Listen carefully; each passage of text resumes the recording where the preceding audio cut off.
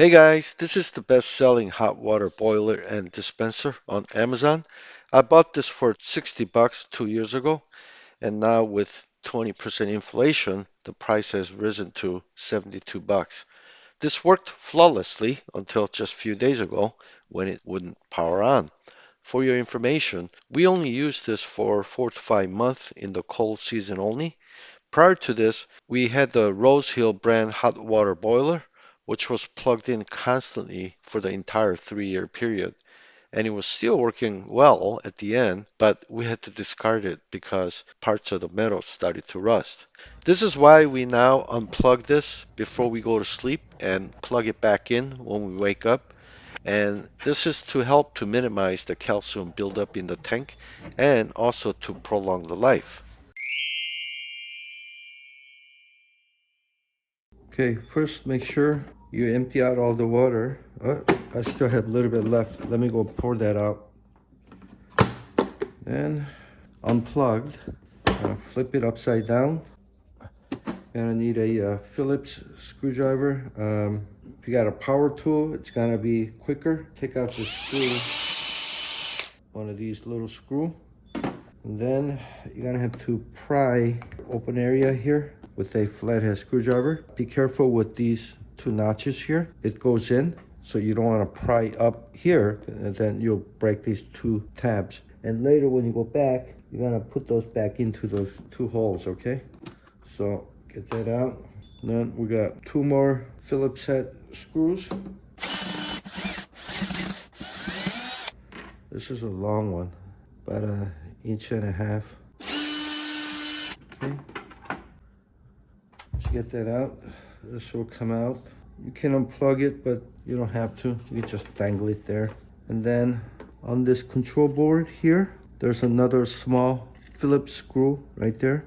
Be careful when handling the circuit board as it's quite easy to bend the pins to these small components and could even crack the weak solder on the opposite side.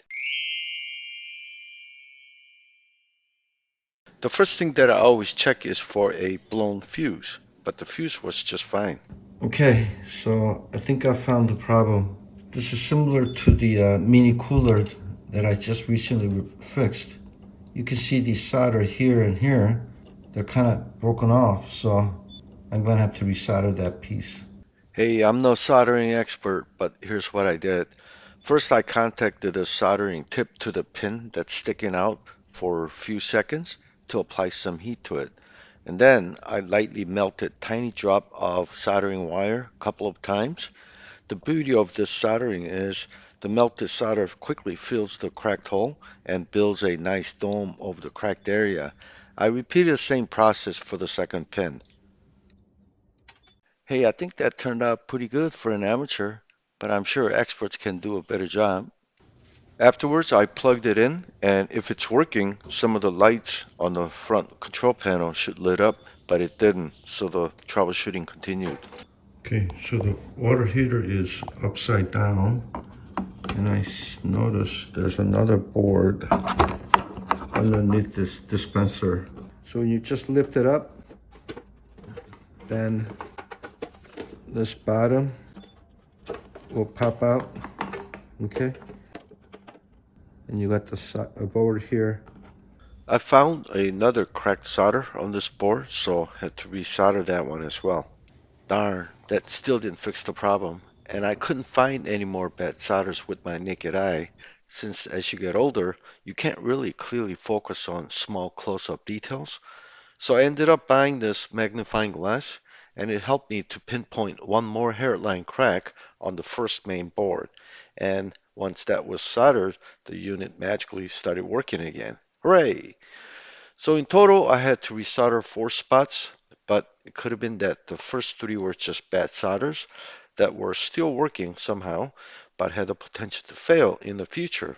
And it's really the last solder that fixed the current problem. Okay, so there's two notches where my fingers are, and this board's gonna go underneath those two notches. Hopefully I don't break the solder. So you gotta be careful messing with the objects here, because if you touch it, it may break the solder on the other side. So that screws back in there.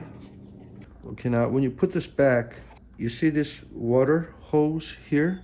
So it's gonna take the hot water out here, and then here's the DC motor. It's gonna pump it up, and it'll also kind of gives you how much water you got left in the tank here, and then it'll come back and it'll dispense through here. This one has a little notch here, and there's a little plastic that's sticking out, so it's gotta fit right over that, okay? And also this water hose, there's this round spot here where my finger is. That water hose needs to go through that, okay? So it doesn't get crimped, because I did that first time and water wouldn't come out because the hose is squeezed. Okay, you heard that snap? Okay, get everything in place. Get a couple of turns of that long screw before using the power tool, because the holes don't immediately line up, so you have to kind of wiggle it a bit. It's in there. Make sure it's seated properly all the way around. Then, so if you line up that screw hole, you'll be able to line up these two notches.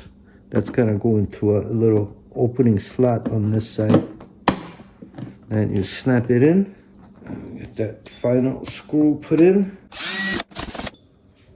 Okay, now put some water in there.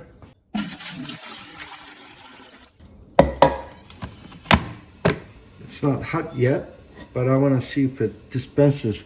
First time I did it, I didn't get the hose lined up so that it's visible here. It was actually binding.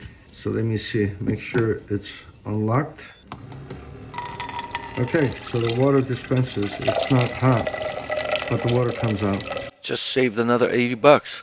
Please like and subscribe, and I'll see you guys next time with more practical home and car repair videos.